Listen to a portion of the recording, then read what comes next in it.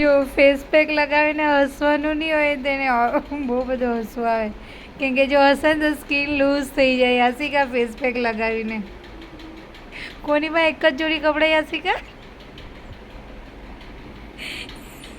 એની પાસે ગમે એટલા જોડી કપડાં, તારું હું જાય? હા, તું અલગ અલગ પહેરે એવું જરૂરી તો બીજા બધા બી અલગ અલગ જ પહેરે. એક જ કપડામાં જોવે ને. પણ એમ નહીં, એવું બી બનતું હોય તો એનો પિંક કલરનો જે ડ્રેસ પહેરવામાં આવતો હોય ને એ જ દિવસે તું જોતી હોય તો રોજ રોજ એક જ પહેરે. પિંક કલરનું ટી શર્ટ ને એકદમ લંઘાઈ ગયેલા છે, બ્લેક એન્ડ વ્હાઈટ ચટાપટા. ભગવાન, તું તારું ટેન્શન લે ની, બીજાની હું કામ પંચાયત કરે છે? મારી પાસે બી કપડાં છે, મારે બી લેવાના છે. તો આમ કેમ કરે? આમ યાસિકા હવે તું લાગતી જ નહીં મને, આજે અજીબ જ જેવી દેખાય છે. હસી આવે ને, હસી રકાર. એટલે આમ પડી રહી તો એટલે હસી નહીં હોય કેમ? તો બી તો તું હસ્યા જ કરે. હા, તારી સ્કિન લૂઝ થઈ ગઈ. યાસિકા હાચે તારી સ્કિન લૂઝ થઈ ગઈ ને? કઈ ટાઈપનું લગાડે? આ બધું પેલી બાજુની સાઈડ ને બધું તો રહી ગયું. એ તાની લગાડવાનું હોય, જબ પેલું હોય તાજ લગાડવાનું. ના, બીજું બધું જ્યાં નથી લગાડ્યું એ બધું બ્લેક દેખાય ને પછી.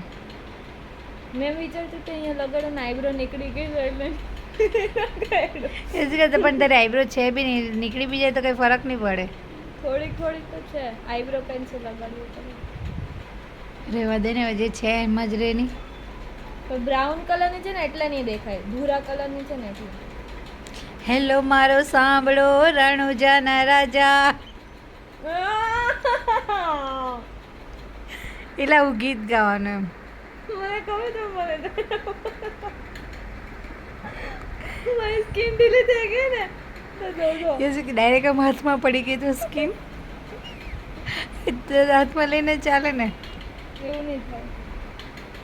તો પછી મારે તને યાશો મમ્મી કહેવાનું ને પછી. કેમ?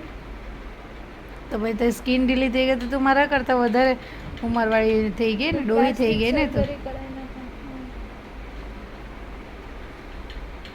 તો અજીબ જ જેવી લાગી હશે કામ. પહેલાં આવી રીતે બધા રાજાને બનતા ને આ બધું દળીને આવી રીતે ચિત્ર કરતા, આવી રીતે કલરથી બધું. તો મેં ચિત્ર કલર થોડો કર્યો, મેં તો એવું જ લાગે. તો તમને વિડીયો બનાવવા કોણે કીધો? પણ તમે પાછા ઇન્સ્ટામાં મૂકો, મૂકવા જ પડે કે યાસિકા ઘરે આવા ધોતી કરે એમ. બધા આવું જ કરે. દોસ્તો, કોના ઘરે આવું આવું થાય છે?